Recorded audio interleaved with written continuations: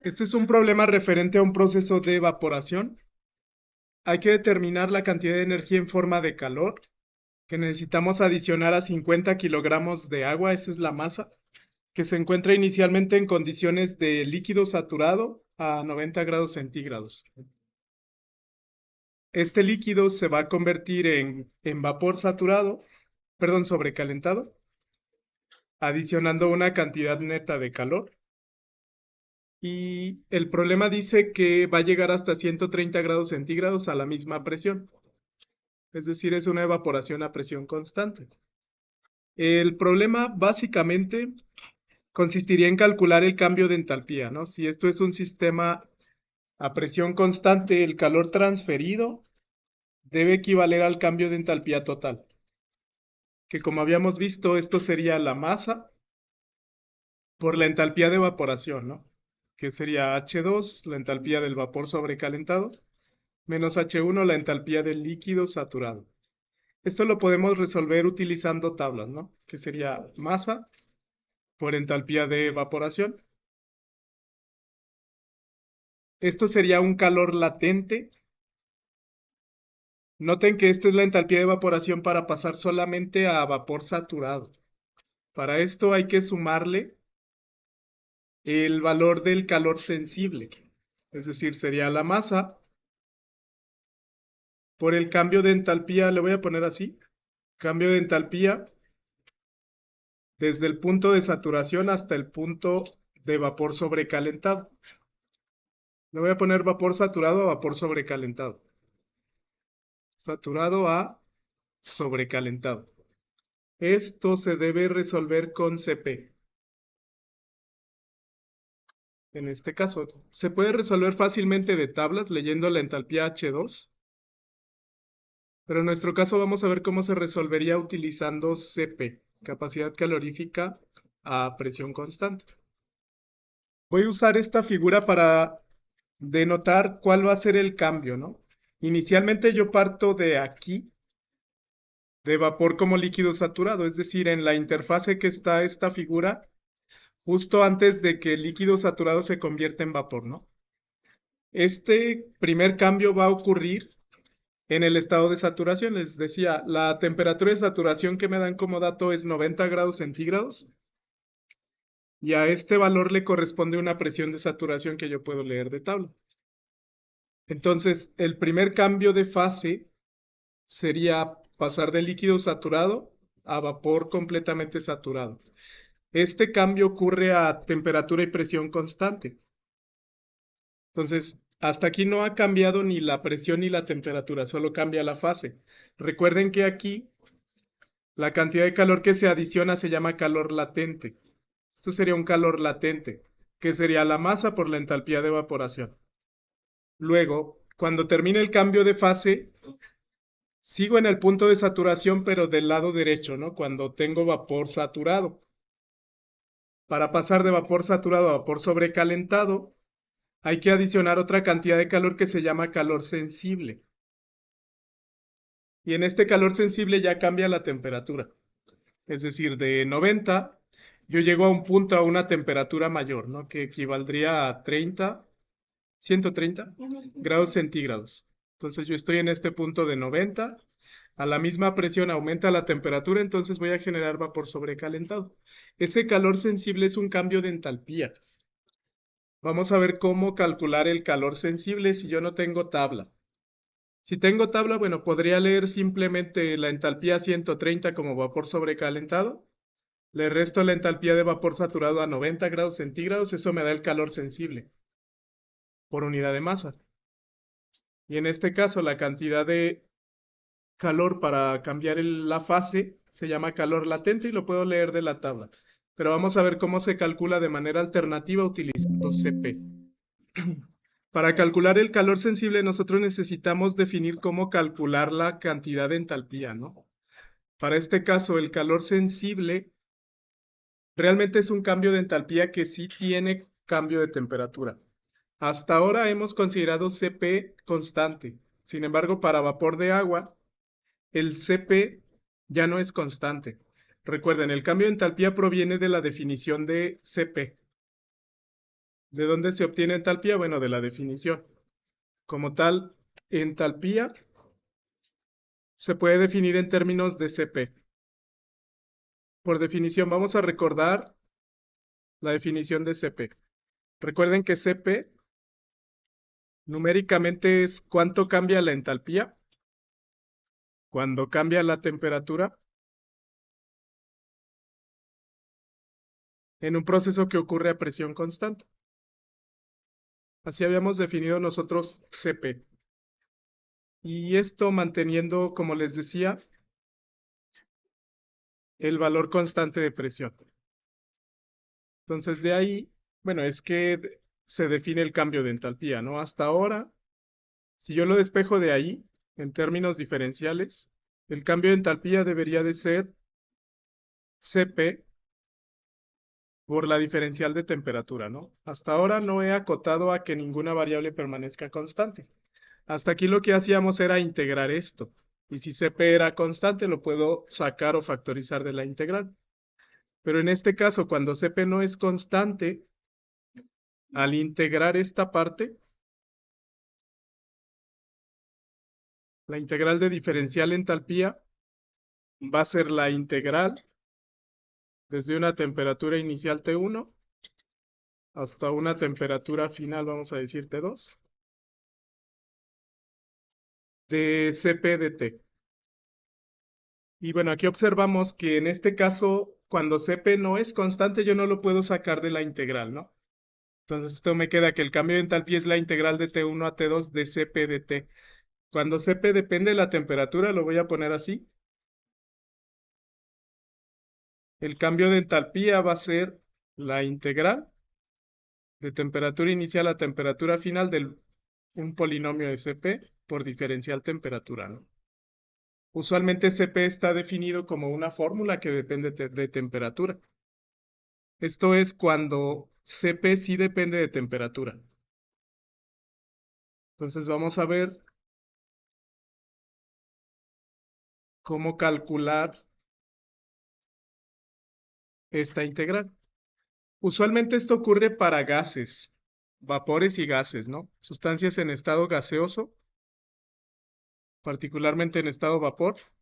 El Cp sí depende de la temperatura. Para sólidos y líquidos yo puedo considerar que el Cp es constante y por lo tanto el cambio de entalpía me queda Cp delta T, ¿no? Pero solo si Cp es constante, es decir, no cambia con la temperatura. Esto puede ser aplicable para sólidos y líquidos. La mayoría de los líquidos. Pero para gases yo requiero calcular la integral de Cp. Entonces vamos a ver cómo determinar Cp para un gas y utilizarlo para calcular el cambio de entalpía. Cuando el Cp sí depende de la temperatura, es común que se reporte en tablas, ¿no?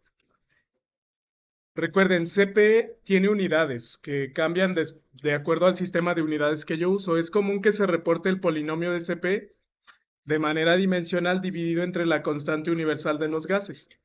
Esto porque tienen las mismas unidades, ¿no? Cp y R. Si van a la tabla, se las voy a mostrar aquí. Esta es la tabla C1 del libro de Smith, de termodinámica. Y aquí se reportan las capacidades caloríficas en términos de la temperatura. Es esta tabla C1. Y se reportan como un polinomio de Cp entre R. ¿Qué es un polinomio? Bueno, es una ecuación que va incrementando en potencias de temperatura, ¿no? A, B, C y D son constantes que dependen de cada sustancia.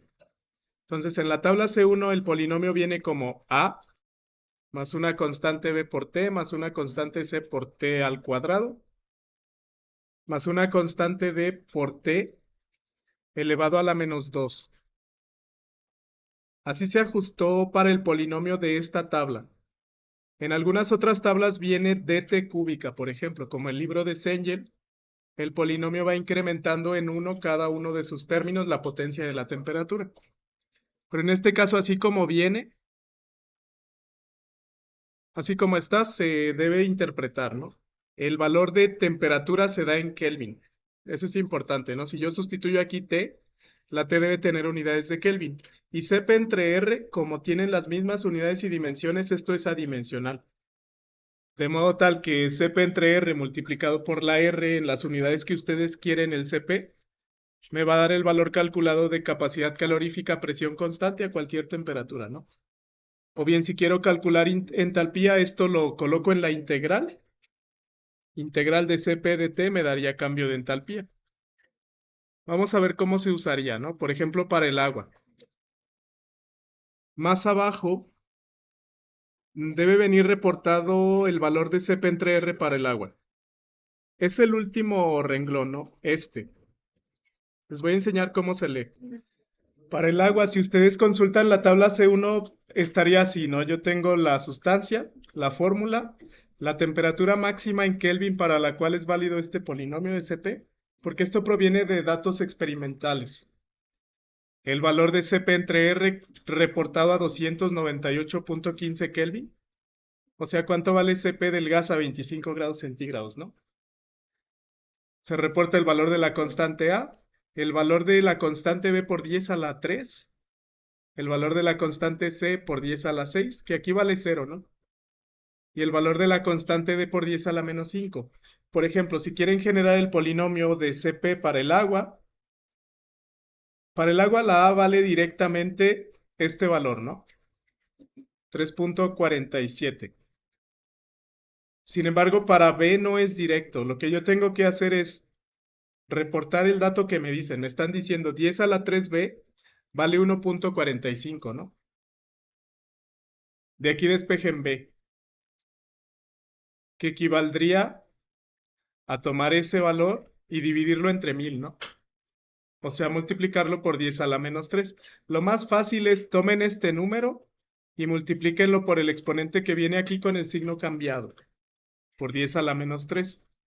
Y luego para el agua, C vale 0, 10 a la 6C vale 0, pero si tuviese otro valor para otra sustancia, se toma el valor que viene aquí reportado por 10 a la menos 6, ¿no? Que equivaldría al despeje. Finalmente para D, me dicen 10 a la menos 5D, aquí, vale 0.121. ¿Qué significa esto? Bueno, que D vale 0.121, pero por 10 a la 5. Si lo despejan de acá arriba, ¿no? Que sería 0.121 entre 10 a la menos 5.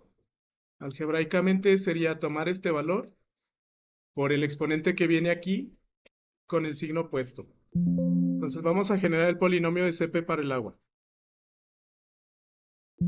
Específicamente es como gas ideal, ¿no? Es agua gaseosa, tendría un valor diferente del Cp de agua líquida.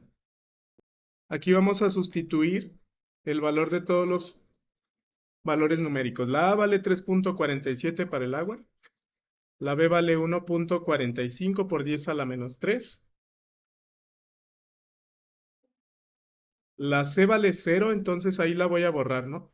0 por T cuadrada, no existe. Y la D vale 0.121 por 10 a la 5. Positivo, porque está reportado a la menos 5, ¿no? Entonces, esto valdría el polinomio Cp entre R para el agua en función de la temperatura. De modo tal que si yo sustituyo la temperatura en Kelvin, yo obtendría el valor de Cp a esa temperatura para el agua, ¿no? Por ejemplo, este valor de Cp entre R a 298.15 Kelvin se obtiene sustituyendo la T como 298.15. Es el valor del Cp entre R para esta sustancia, pero a condiciones ambiente. Noten que esto no tiene unidades, ¿no? Si yo quiero calcular Cp, lo despejo de aquí. Cp sería el polinomio multiplicado por R. Y la constante universal de los gases yo la puedo determinar en cualquier sistema de unidades, ¿no? Por eso es que este polinomio se plantea de forma dimensional, para que yo calcule el valor numérico del lado derecho y al multiplicar por la constante R con las unidades que yo quiero, obtenga el Cp en el sistema de unidades que yo necesito. Entonces, con este polinomio SP nosotros podemos determinar el calor, sería sensible,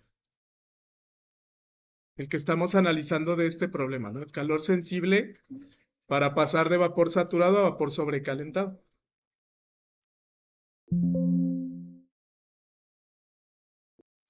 Ahora, ¿cómo se opera este polinomio de CP? Voy a utilizar esta herramienta que es Google Colab como calculadora, ya lo hemos usado antes. Les voy a compartir también este formato. Ahora, hay una forma de establecer aquí esta función, ¿no? Es decir, trabajar esto como una fórmula simbólica. Quizás hayan usado Symbolab. Aquí es similar, ¿no? Aquí hay una librería que se llama SymPy, cálculo simbólico en Python, que sirve para operar una variable algebraica. Podemos definir, por ejemplo, t como una variable algebraica. Esto lo hago para mostrarles el resultado, ¿no? Ya ustedes a mano en su calculadora lo pueden ir calculando también. Aquí estoy importando la librería SymPy como SP. Hay una función que se llama símbolo. Esto define t como una variable simbólica. Si ejecuto debe de almacenar t como una variable simbólica. La función es symbols. Y por ejemplo, bueno, yo le digo t guárdala como variable simbólica. Si ejecuto cuánto vale t, bueno, me dice t igual a t, ¿no? Eso aparentemente no tiene mucha lógica, pero significa que t es una variable simbólica que ya está definida, ¿no? Entonces yo ya puedo definir la variable cp. Esto lo voy a definir como una función, que sería a más b por t más c por t cuadrada más d por t a la menos 2, ¿no? Aquí en la potencia se pone doble asterisco. Y previamente yo voy a definir cuánto vale A, cuánto vale B, cuánto vale C y cuánto vale D, que es lo que acabamos de leer de la tabla, ¿no? 3.47, eso vale A. B vale 1.45 por 10 a la menos 3. Aquí el exponente se pone E menos 3, eso significa por 10 a la menos 3. C vale 0 de la tabla y D vale 0.121 por 10 a la 5. De modo tal que al ejecutar y solicitar cuánto vale CP, aquí le pongo display. Aquí está ya como un polinomio, ¿no? Entonces esa es la ventaja de trabajar con variables simbólicas, que la t está definida como una variable algebraica. No guarda un valor numérico, sino que guarda el valor algebraico. Y ahora, por ejemplo, aquí por facilidad, si ustedes quieren sustituir cualquier valor en este polinomio, CP entre R, ustedes pueden usar un comando que se llama sustituye, por ejemplo, t por el valor de, vamos a ponerle 298.15, ¿no? Aquí en el polinomio de arriba, en esta fórmula de arriba, sustituye t como 298.15. Esto nos da 4.038, ¿no? Que es el valor que tiene aquí la tabla reportado, 4.038. Eso es lo que se reporta, el polinomio CP entre R, pero sustituyendo el valor de t. Eso es si ustedes quieren calcular un valor puntual de CP, ¿no? Que esto es adimensional. Ya si ustedes quieren cambiarlo a cualquier sistema de unidades, lo despejan porque esto es CP entre R.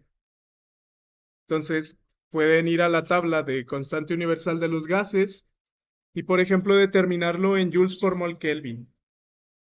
Si yo coloco R con las unidades del sistema internacional, o sea, joules por mol Kelvin, y el valor de CP lo multiplico por esa R, pero el valor de CP que tengo acá, ¿no? El 4.38 por R, eso me daría el valor de CP, pero determinado en esas unidades, ¿no? Entonces, para el agua, a 298.15 Kelvin, CP vale esto. Vale 33.57 joules por mol Kelvin. Voy a colocarle las unidades. Lo voy a hacer así. Ven. Para imprimir, aquí para imprimir el resultado nada más hay que ponerle una F para darle formato. Y yo pongo CP del vapor de agua es igual al valor numérico. Lo que ponga yo entre llaves lo va a sustituir por el valor numérico. Y todo lo demás lo respeta como texto, ¿no? Aquí si ejecutamos, aquí está, ¿no? CP del vapor de agua es 33. Pero, por ejemplo, para mostrarles que cambia mucho, ¿no? Si, por ejemplo, yo no lo calculo a 298.15, sino lo calculo, vamos a decir, a 400 Kelvin, eso de 33.5 va a cambiar 34.3, ¿no? Entonces ahí yo puedo ir viendo cómo va a cambiar con respecto a la temperatura. Sin embargo, para cambios muy importantes yo no podría asumir que este CP es constante, ¿no? Es por eso que se requiere determinar la integral de CP para calcular entalpía. Entonces vamos a regresar al problema para usar este valor. Ahora, regresando al problema, este calor que yo quiero calcular, recuerden que es la suma de dos cambios de energía. El calor latente, que es para cambiar líquido a vapor saturado, como ya habíamos comentado, más el calor sensible. El calor sensible yo lo calculo con la integral. Entonces el calor total lo vamos a poner así. Calor total va a ser la suma de un calor latente, esto es el calor para el cambio de fase, más un calor sensible, ¿no? El calor latente lo vamos a determinar primero. Para calcular el calor latente, esto sería la masa por entalpía de evaporación, ¿no? Para esto sí puedo usar tabla. La masa del sistema son 50 kilogramos. Y el calor latente lo vamos a leer de la tabla de líquido saturado, que es la A4, a 90 grados centígrados. Esta es la tabla A4 del libro de Sengel, que está aquí. Y bueno, aquí básicamente hay que determinar el valor de el calor latente, ¿no? Noten que aquí si voy a 90 grados centígrados me da la presión de saturación. La presión de saturación es 70.183 kilopascales. Esa también la voy a registrar. 70.183 kilopascales. Que bueno, en este caso la presión es constante, entonces la presión 2 es igual. Me faltaría leer el valor de entalpía de evaporación. En este caso hay que leerlo del mismo renglón, que debería ser este valor. Viene acá arriba, ¿no? Entalpía de evaporación HFG. Directo, nada más ubiquen el renglón. Y esto es el valor de entalpía de evaporación en unidades de kilojoules por kilogramo, que sería la resta de entalpía del vapor saturado menos entalpía del líquido saturado. Entonces aquí vamos a poner el valor, ¿no? Es 2282.5. Y estos son kilojoules por kilogramo. Entonces esto me va a dar solamente el calor latente, la cantidad de energía para pasar de líquido saturado a vapor saturado. Deben obtener esta respuesta, 114.125 kilojoules. Esta energía es la que yo necesito para convertir calor latente, ¿no? Para convertir líquido saturado a vapor saturado. Solamente hasta aquí. Que estoy aquí, ¿no? Del punto rojo al punto verde. Entonces ahí se detiene el cambio de fase, que se lleva a temperatura y presión constante. Después hay que sumarle el calor sensible. Ese calor sensible yo lo puedo determinar. El calor sensible, o sea, este, yo lo tengo que determinar como la masa del vapor saturado por la integral de T1 a T2 de Cp de T, ¿no? Sin embargo, yo no tengo Cp, sino Cp entre R. Entonces voy a multiplicar masa por R, ya la saqué de la integral, por la integral de T1 a T2 del polinomio Cp entre R, y esto por dt, diferencial temperatura. Masa es conocida, R es la constante universal de los gases. El polinomio Cp entre R es el que nosotros leímos, ¿no? Que sería este. Entonces, para el calor sensible yo tengo que hacer esa integral. Los límites de integración, ¿cuáles son? T2 es el valor de temperatura final de 130 y T1 es el valor de la temperatura de saturación, le voy a poner, que sería 90, ¿no? Entonces, hay que resolver esta integral, multiplicar por R y por la masa, y le sumo al calor latente, y eso me da el calor total transferido.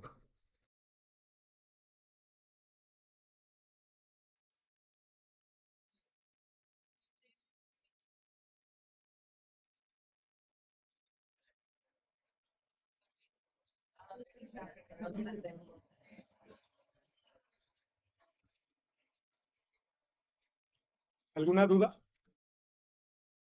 Entonces hay que plantear la integral.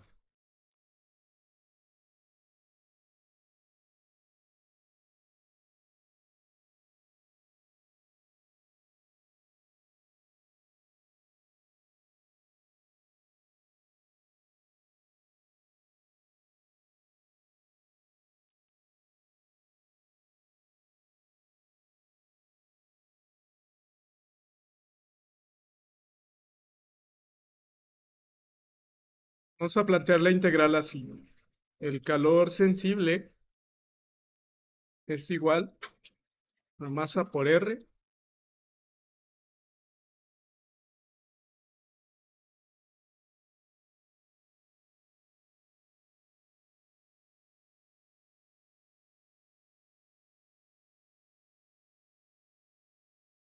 ¿sí?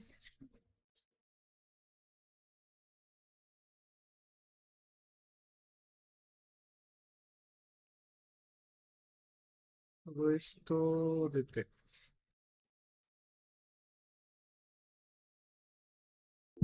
Esta sería la integral, ¿no? El calor sensible se calcula como la masa por la constante universal de los gases R, por la integral desde la temperatura de saturación. Este es el límite inferior de la integral hasta T2, ¿no? La temperatura de saturación ya la conocemos.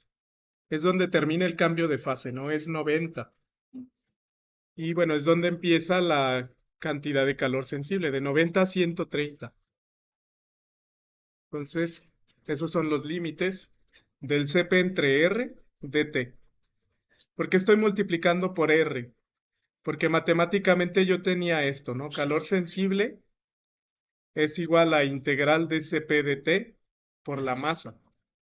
Sin embargo, yo no tengo Cp, sino que tengo Cp entre R. Para tener ahí Cp hay que multiplicar por R de T. Y entonces esta R la puedo factorizar fuera de la integral. Por eso es que aquí tengo que multiplicar por R.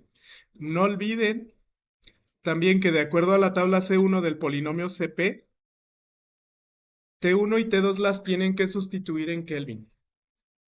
Entonces hay que ver las unidades correctas para que esto me quede en unidades de energía, que es calor sensible. Entonces vamos a hacer la integral. Vamos a convertir los límites de integración. Esta T de saturación la vamos a convertir a Kelvin, ¿no? Que sería el 90 grados Celsius más 273.15, y eso me queda en Kelvin. La T2 la vamos a colocar como 130 grados Celsius más 273.15 Kelvin. Esos serían valores numéricos. Luego, la integral de todo esto se debe calcular entre esos 2 valores. Estos serían los valores entonces correspondientes a las temperaturas.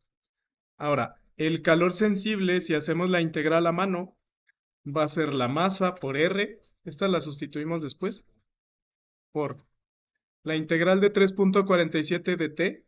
Debe ser 3.47 T. Está evaluada entre los límites de 363.15 Kelvin hasta 403.15 Kelvin. Luego a eso le vamos a sumar la integral de B, ¿no? BT, que sería 1.45 por 10 a la menos 3. Esa es una constante por T cuadrada entre 2. La integral de T de T es T cuadrada entre 2.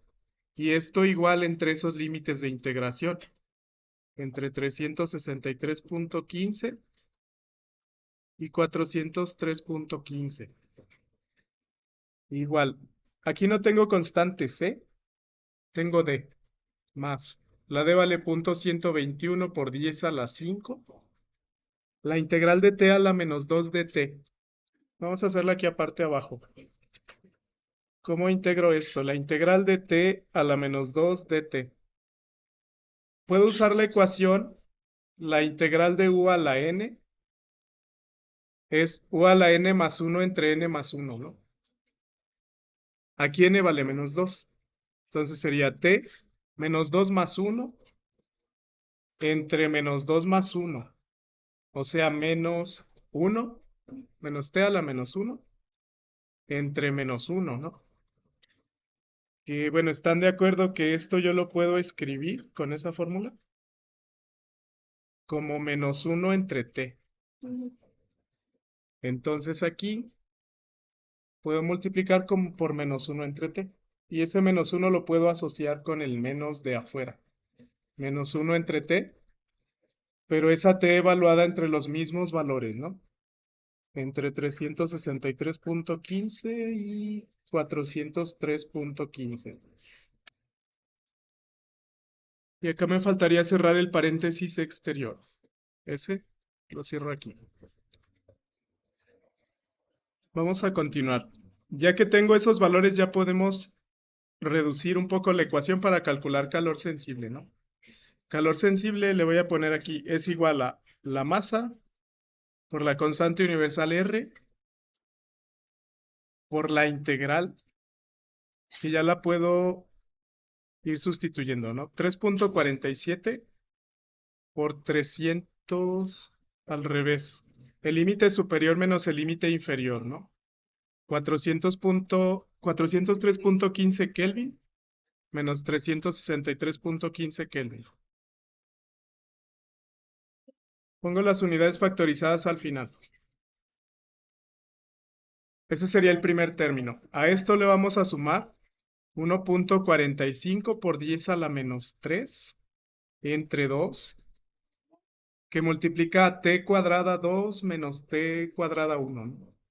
O sea, ese mismo 403.15 Kelvin, pero al cuadrado.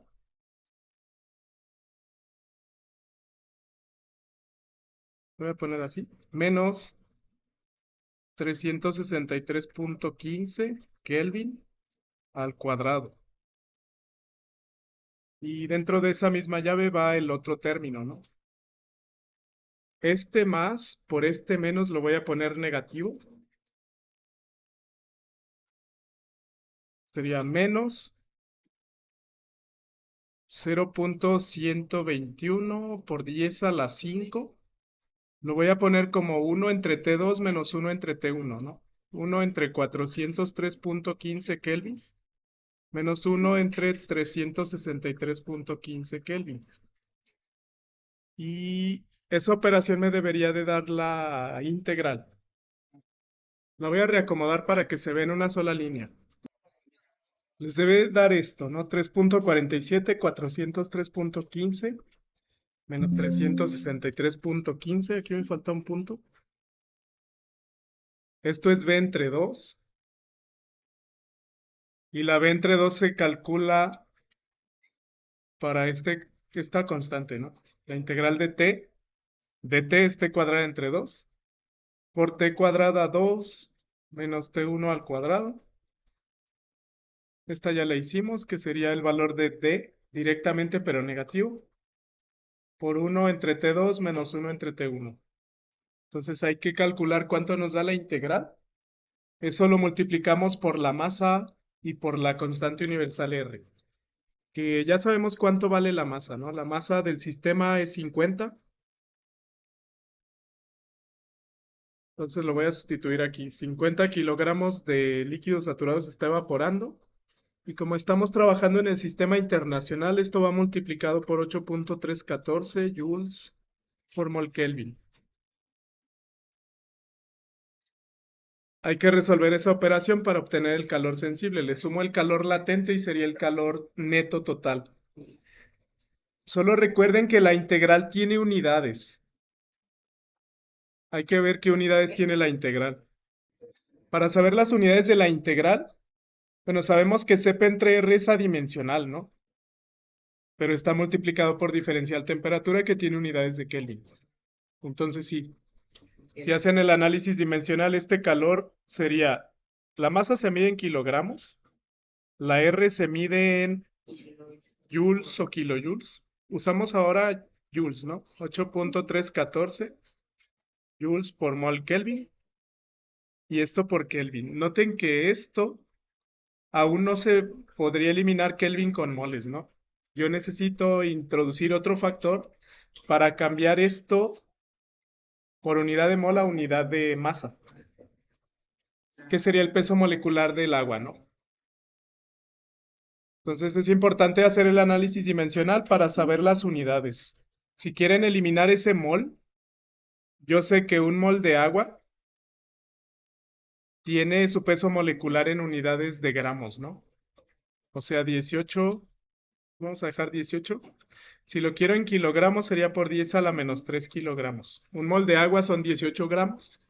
O bien un mol de agua son 18 por 10 a la menos 3 kilogramos. Entonces todavía lo que me dé la integral en Kelvin, lo multiplico por la masa por R y lo divido entre el peso molecular. Voy a dividir esto entonces entre el peso molecular del agua, ¿no? Que sería dividirlo entre 18 por 10 a la menos 3 kilogramos. Que lo pongo así. 18 por 10 a la menos 3 kilogramos de agua es un mol de agua. Lo pongo así para eliminar este mol. La integral, como tendrá unidades de Kelvin, se elimina con ese Kelvin. Kilogramo se elimina con kilogramo, ¿no? Y me quedaría ahora sí unidades de joules. Kilogramo elimino kilogramo, mol con mol, Kelvin con Kelvin. Y esto será el calor sensible ahora sí en joules. Voy a hacer la integral en esta calculadora, ¿no? Aquí para integrar, el comando es integrate, integra, y vamos a integrar el valor de CP, coma, respecto a T. Lo voy a poner así. Desde un valor inicial de, vamos a definir la temperatura de saturación, ¿no? Le voy a llamar T1, o bueno, vamos a decirle Tsat, como 90 más 273.15. Y definimos T2 como 130 más 273.15. Bueno, límite inferior debe ser 363 como lo estábamos usando. Límite superior debe ser 403.15, ¿no? Entonces integra respecto a T desde una temperatura de saturación hasta una T2. Si ejecutamos, este sería el valor de la integral. Es decir, esto vale en Kelvin. Entonces el valor de la integral es 164.328. Esto está en Kelvin. Ya nada más vamos a sustituir. Aquí nada más hay que corregir. Era 18 por 10 a la menos 3 kilogramos, ¿no? Debemos puesto por 10 a la 3. Vamos a hacer entonces esta operación. Toda esta integral. Ya vimos que vale 164 punto 328,62 le voy a poner Kelvin. Entonces, esta operación nos debe dar ya el calor sensible, pero en joules. Vamos a hacer esta operación. Lo voy a calcular acá. El calor sensible va a ser la masa.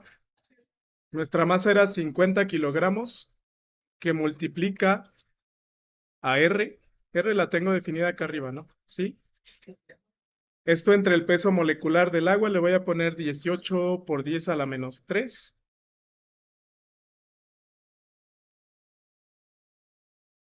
Y esto por la integral que nos dio ese 164. La voy a poner aquí otra vez. Esto. Entonces, esta operación... ok, me faltó aquí poner el por. Esta operación nos debe dar el calor sensible. Aquí lo vuelvo a mostrar. Esto es el calor sensible, pero en joules, ¿no? Entonces, para poderlo sumar con el calor latente, esto lo tendría que dividir yo entre 1000, ¿no? Vamos a calcularlo.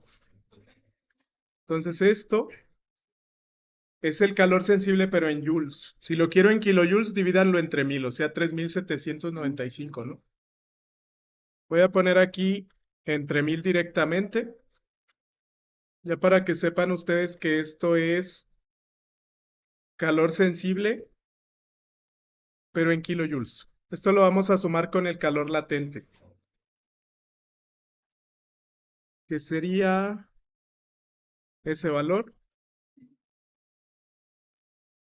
Y esto está en kilojoules. Nada más lo dividió entre 1000, ¿no? 37,950 kilojoules. Eso es el calor sensible. Nada más hay que sumarle al calor latente 114,125. Entonces lo voy a definir como 114,125. Se entiende que estos son kilojoules, ¿no? La suma de esos dos directamente me daría el calor total. Entonces vamos a agregar otra celda de código. Y la suma de esos dos es el calor latente, perdón, es el calor total. Calor total sería el calor sensible más el calor latente. Vamos a imprimir esto para que nos dé las unidades. Voy a poner imprime.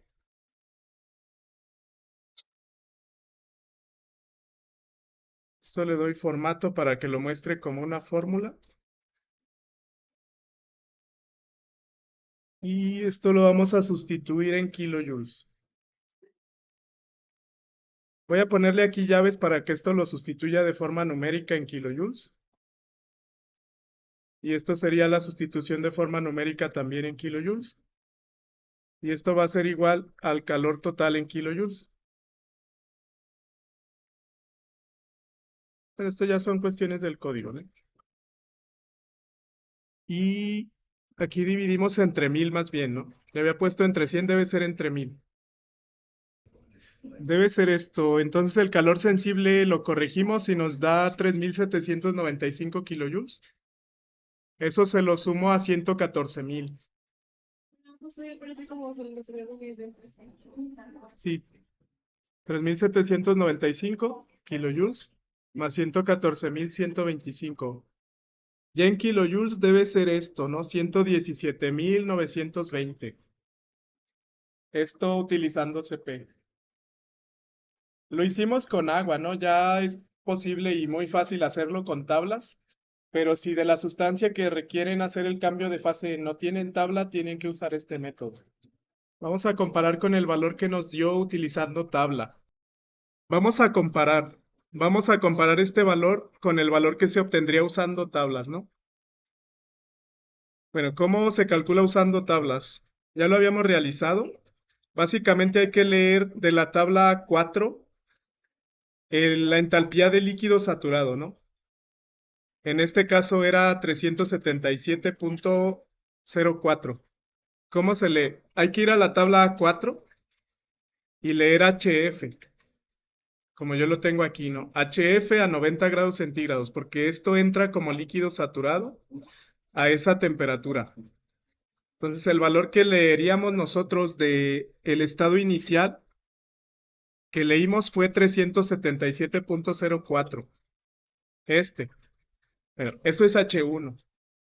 Hay que leer, como habíamos realizado, el valor de la entalpía, pero como vapor sobrecalentado, que es a 130 grados centígrados de la tabla A6 y a la misma presión. La presión era 0.07 megapascales. Si van a la tabla A6 se van a dar cuenta que no viene para 0.07, ¿no? Ni viene para 130. Yo lo requiero a 130 y lo requiero a 0.07 megapascales. Lo que hicimos fue interpolar. Aquí si yo aíslo, aquí de rojo estarían los valores a 0.05 megapascales, 100 y 150, que son estos valores de rojo, y de verde los valores a 0.1 megapascales y 100 y 150, ¿no? Entonces tenemos que interpolar entre estos dos valores de rojo a 130. Esto me da la entalpía a 0.05 megapascales y 130.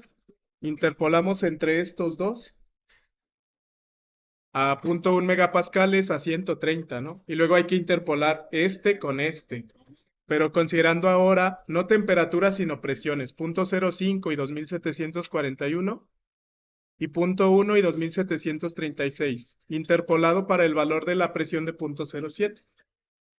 Eso me daría la entalpía, pero en el estado final, que debe ser 2739. Sustituyendo la masa por H2 menos H1, nos da 118.098 kilojoules. Que noten que no es tan diferente de lo que obtuvimos, ¿no? 118.098 tiende más hacia 118.000 y el valor que obtuvimos con CP es 117.900. Tiende a 118.000 kilojoules, ¿no? Entonces, esta es la forma de poderlo determinar usando integral de CP, que debe ser comparable con los valores de tabla. Esto se puede hacer si no tienen tabla. Por ahora lo hicimos con agua para comparar, pero si yo les hubiese dicho que es otro gas, amoníaco, CO2 o cualquier otro del cual no tienen tabla, tienen que recurrir a este método.